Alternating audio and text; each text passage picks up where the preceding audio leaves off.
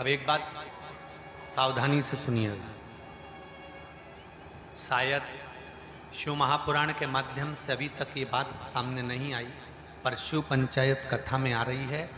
जितने आस्था चैनल पर कथा सुन रहे हो, जितने फेसबुक और यूट्यूब पर सुन रहे हो, और जितने इस छत्तीसगढ़ की पावन धरा पर बैठकर सुन रहे हो, बहुत सावधानी से सुनना।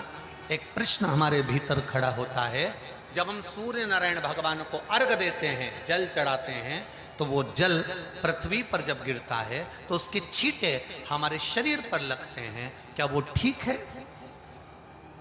क्या वो श्रेष्ठ है? तो शिव महापुराण की कथा कहती है, जब हम सूर्य को अर्घ देते हैं, सूर्य को जल चढ़ाते हैं, वो पानी जब पृथ्वी पर गिरता है, उसके छींटे हमारे शरीर पर लगते हैं, तो वो श्रेष्ठता का भाव निर्मित करते हैं, वो गलत नहीं हो सकता। कारण अब वो भी समझ लीजिए।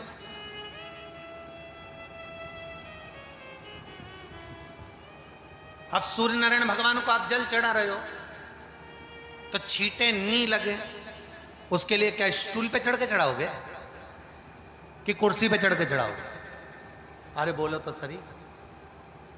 अब कई लोगों के दिमाग में यह बात भरा गई कि हम भगवान को जल चढ़ाते हैं, वो हमारे शरीर में छींटे लगते हैं, जमीन पे से पानी गिरता है, वो हमारे शरीर को छींटे लगते हैं, भगवान को अच्छा नहीं लगता होगा।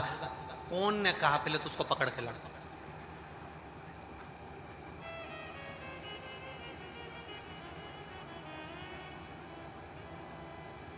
क्योंकि मेरे राम जी महाराज, मेरे भगवान कृष्ण, बड़े बड़े संत, साधु, सन्यासी, तपस्वी, साधक, उपासक जितने भी हुए, जिन्होंने सूर्य की आराधना करी, इन्होंने टेबल पे चढ़कर या कुर्सी पे चढ़कर जल नहीं चढ़ाया, इन्होंने पृथ्वी पर खड़े होकर ही, क्योंकि पृथ्वी तत्व के देव हैं शिव।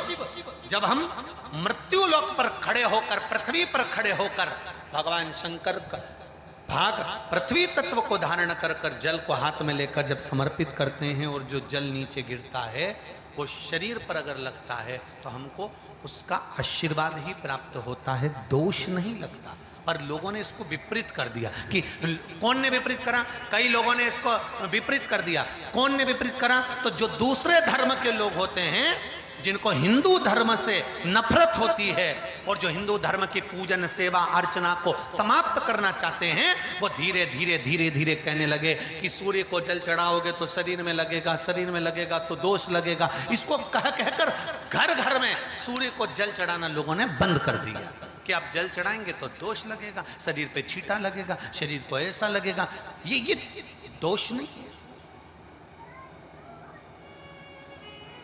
कितनी सुंदर बात है महाराज।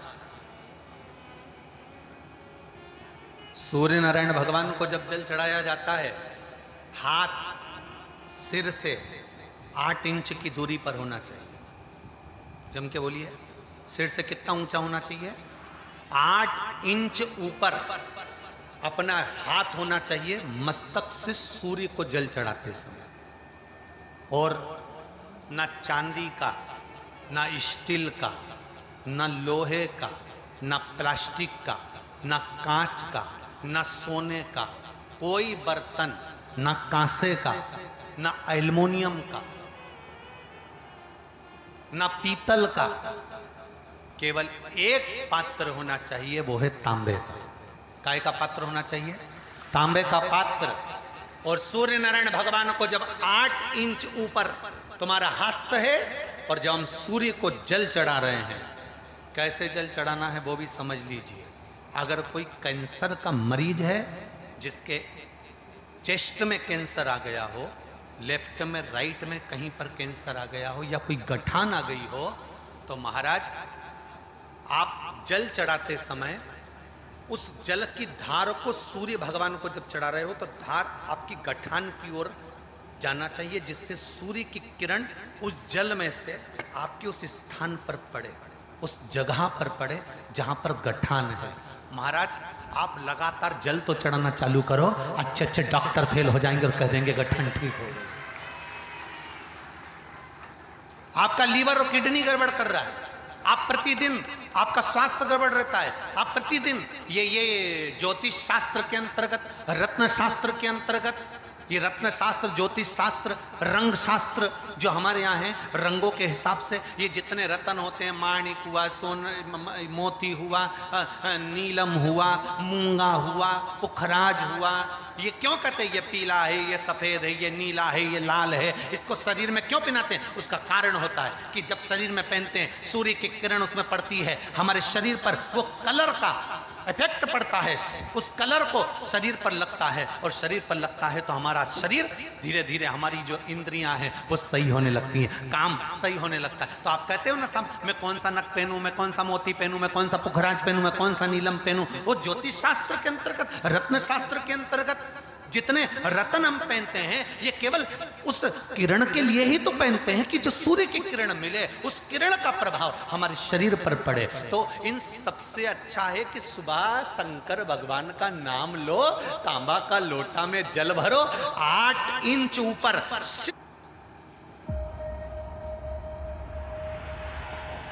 It all started from here. सिर से हाथ होना चाहिए, और सूर्य नारायण भगवान का दर्शन साधारण नहीं, जो जल तुम चढ़ा रहे हो वो जल की जो धार आ रही है उसमें सूर्य का दर्शन होना चाहिए, तो कैंसर की बीमारी कभी नहीं हो सकती।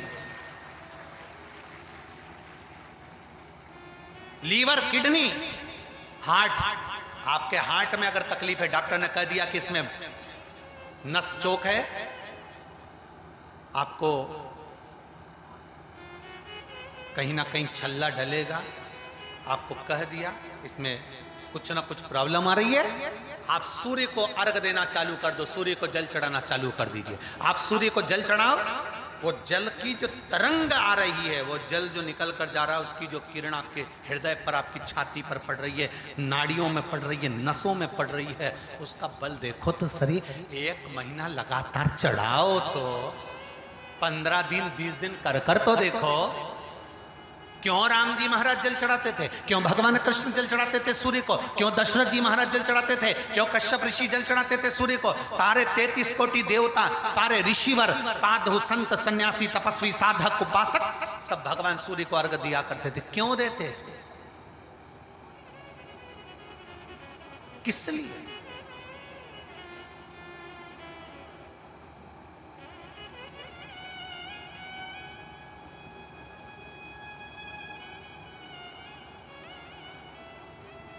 सूर्य नारायण भगवान को जल चढ़ाते समय आपके पंजों की एड़ी ऊंची नहीं होना चाहिए, ध्यान दीजिएगा।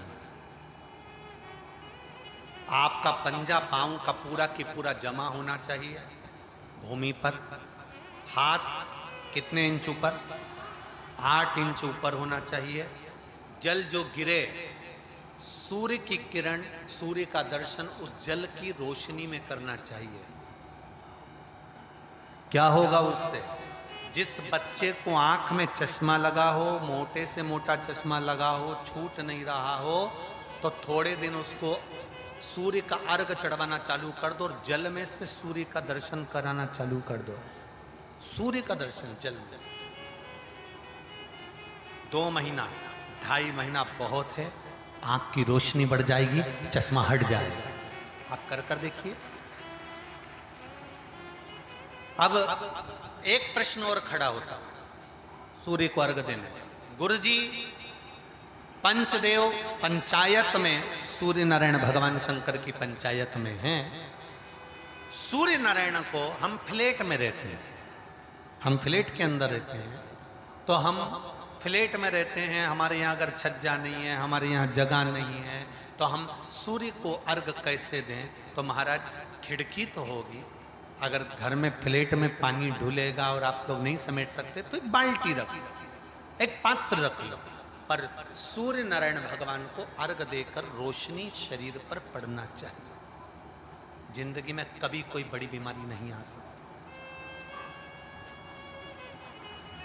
कितने लोग देते हैं सूर्य को अर्घ? जरा हाथ उठाओ। बहुत बढ़िया, बहुत जोरदार। पुरुष लोग भी देते हैं ना, चाहे बच्चे से बच्चा, बच्चों के हाथ में भी 1 लोटा पानी पकड़ाओ। घर में छोटे बच्चे हो ना, उनको तांबे का लोटा दो, पानी दो, जा बाहर खड़े हो जा, 1 लोटा पानी चढ़ा के। पहले दिन आप स्वयं बच्चे के साथ बाहर खड़ी हो ओटले पर, घर के बाहर खड़ी हो, छत पे खड़ी हो या घर के बाहर खड़ी हो, और बच्चे से कह लो चढ़ाओ बेटा, देखो ऐसा हाथ 8 इंच ऊपर करिए, तांबे का लोटा लेकर पानी धीरे धीरे डोलना है, जैसे वो स्लो मोशन के सीन नहीं होते नाटक में, ये एकदम धीरे धीरे, बस नहीं तो मालूम पड़े छोरा छोरी एक साथ उंडेल के नहीं। जल चढ़ाते समय उस पानी में से सूर्य की किरण पड़ना चाहिए, सूर्य की। एक बात और कहना चाहूंगा, अगर आप लोग स्वीकार करेंगे तो, अगर कहीं आपको लगता हो कि बच्चा पढ़ने में कमजोर है, विद्या में कमजोर है, रिजल्ट अच्छा नहीं आ रहा, पढ़ने में कमजोर है, वो पढ़े अपनी जगह पढ़े, वो कार्य करे अपनी जगह करे, मेहनत करे अपनी जगह करे, बच्चों को कह दो कि कुछ समय के लिए सूर्य को अर्घ देना चालू कर। सूर्य की किरण जहां पर ब्राह्मण या हिंदू धर्म का व्यक्ति मस्तक पर तिलक लगाता है, भुकुटियों के बीच में उस सूर्य की किरण इस भुकुटी के बीच पड़ना चाहिए, परंतु पानी कम से कम ना करते हुए स्लो मोशन में धीरे धीरे गिरना चाहिए, एकदम धीरे धीरे। तो यहां एक रेखा सूर्य की किरण से पड़ती है। चंद्रदेव का लड़का था